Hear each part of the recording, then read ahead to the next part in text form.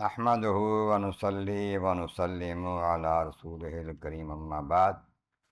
فاعوذ بالله من الشيطان الرجيم بسم الله الرحمن الرحيم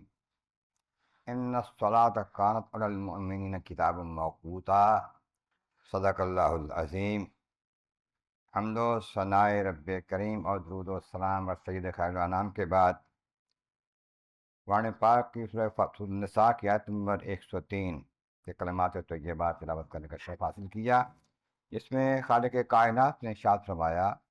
کہ بے شک نماز مسلمان پر مقررہ وقت کے مطابق فرض کی گئی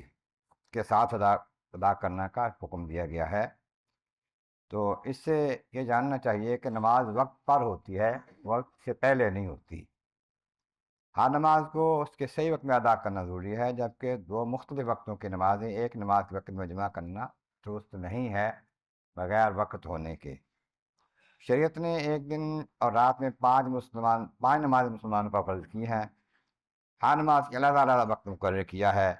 تاکہ لوگ کسی بھی وقت نماز میں کاہل و سستی کا مظاہرہ نہ کریں، وقت آئے نماز پڑھیں، پھر وقت آئے پھر نماز پڑھیں۔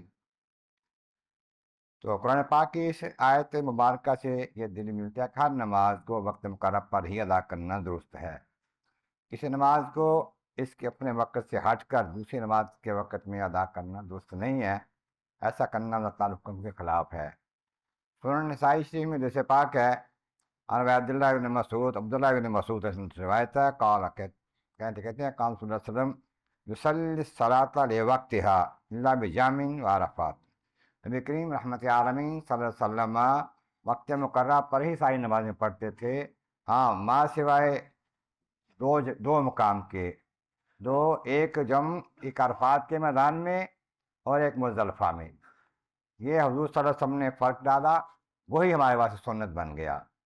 کہ میدان عرفات میں جب ظہر کی نماز اور خطبہ ہوتا ہے، اس کے ساتھ حضور نے عصر کی نماز پڑھی، وہاں پر اسی طریقے سے اب بھی ہوتا ہے کہ جو امام خطیب ہوتا ہے حکومت کا سرکاری، وہ نمازیں دونوں اکٹھی پڑھاتا ہے ظہر عصر کی، لیکن وہاں پر بھی باقی لوگ جو ہیں ان کے لیے یہ سنت نہیں ہے۔ باقی لوگ کیمپوں میں اپنی اپنی نماز پڑھتے ہیں تو وقت پر ہی پڑھیں گے، ظہر کے وقت میں ظہر کی، عصر کے وقت میں عصر کی پڑھیں گے، چاہے جماعت کرائیں یا اکیلے پڑھیں۔ یہ فیصلہ ہے، حقیقتاً یہ علماء حق کی تحقیق ہے۔ اس طرح دوسری روایت ہے ابن ابی شیبہ کی مصنف کی،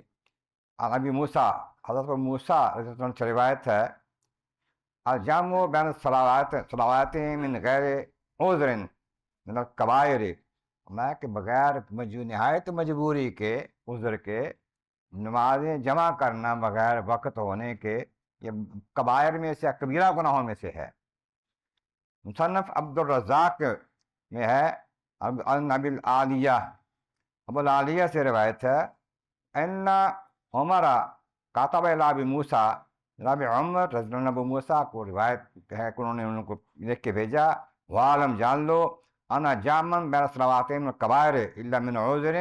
کہ دو نمازوں کو جمع کرنا نہایت مجبوری اور عذر کے بغیر جو ہے یہ کبیرہ گناہوں میں سے ہے۔ مصنف عبد الرزاق موطا امام محمد میں روایت ہے، عمر بن خطاب انہو کاتب فی الآفاق، جناب عمر بن خطاب رضی اللہ عنہ سے روایت ہے، انہوں نے لوگوں کو لکھ کر بھیجا، یجمع بین الصلواتین ویخبرہم ان الجمع بین الصلواتین فی وقت واحد کبیرۃ من الکبائر، ان کہا کہ لوگوں کو بتا دو، دور دور تک لکھ کے بھیجا، عمال کو، حکمرانوں کو لکھ کے بھیجا، لوگوں کو بتا دو کہ نماز بلا وجہ جمع نہ کریں، ایک نماز میں دوسری نماز کا پڑھنا جو ہے ایک وقت میں، یہ درست نہیں ہے، یہ کبیرہ گناہوں میں سے ہے۔ ان روایات کا پتہ چلتا ہے کہ صحابہ کرام کا بھی طریقہ اور حکم یہی ہے کہ بلا وجہ دو نمازوں کو ایک وقت میں جمع نہ کیا جائے۔ مصنف عبد الرزاق میں روایت ہے، ابن مسعود عبداللہ بن مسعود رضی اللہ تعالیٰ عنہ سے روایت ہے، قال کہتے ہیں، ما رأیت النبی صلی اللہ علیہ وسلم صلی صلاۃ الا لوقتها، میں نے حضور کو کبھی نہیں دیکھا کہ وقت کے بغیر نماز پڑھی ہو آپ نے، الا انہ جامع بین الظہر والعصر بعرفۃ، صرف یہ ہے دیکھا ہے کہ میدان عرفات میں حج کے موقع پر آپ نے ظہر اور عصر کو جمع فرمایا، والمغرب والعشاء بجامع، اور مزدلفہ میں آپ نے مغرب عشاء کو جمع کیا، یہی اب بھی سنت ہے۔ وہاں جائیں گے حج کے دن میں، حج کے تاریخ میں، میدان عرفات میں اگر جماعت کے ساتھ نماز پڑھ رہے ہیں بڑے خطیب کے ساتھ، جو قوم کا خطیب ہے، تو زور اثر اکٹھے پڑھیں گے. پھر وقت ہو جائے گا مغرب کا تو چل پڑیں گے وہاں مزدلفہ پہنچ کے مغرب پڑھیں گے عشاء کے ساتھ ملا کے. یہ سنت ہے ساری زندگی میں، یہ نہیں ہے کہ ہر سال جب مرضی ایسا کریں، جہاں مرضی ایسا کریں. اب لوگ ایسا کرتے ہیں بعض، تو زور کا ٹائم ہوا کہ میں نے کہیں جانا ہے سفر پہ، میں زور کے ساتھ اسی کی پڑھ لیتا ہوں. کہیں جانا ہے میں نے کام پہ، ایسا کہ مغرب کا ٹائم ہو گیا، میں 2 عشاء کی شادی پڑھ لیتا ہوں ٹائم سے پہلے. وہ ٹائم سے پہلے پڑھی نماز نہیں ہوتی، دوبارہ پڑھنی پڑے گی. اللہ تبارک و تعالیٰ جل وعلا نے سمجھ اور عمل کی توفیق عطا فرمائے.